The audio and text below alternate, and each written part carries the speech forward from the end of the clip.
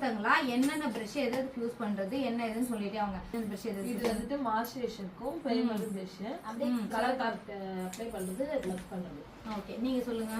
Foundation போடுறது okay அடுத்தது நீ சொல்லுமா. இது ஐ ஷேட் கொடுத்துருக்கு. Okay super. அடுத்து நீ சொல்லு பாக்கிஸ்ரீ. இது வந்துட்டு இந்த ஐபோன் இப்போ இந்த பிரஷ் எதுக்கு யூஸ் பண்றது? ஒல்வி நீ சொல்லு. இந்த பிரஷ் எதுக்கு யூஸ் பண்றது? இது வந்து ஹைலைட்டர் போடுறது. ஓகே இந்த பிரஷ் இது வந்து ஃபவுண்டேஷன் blend பண்றது. blend பண்றது. ஓகே அப்ப ஓகே சூப்பர்.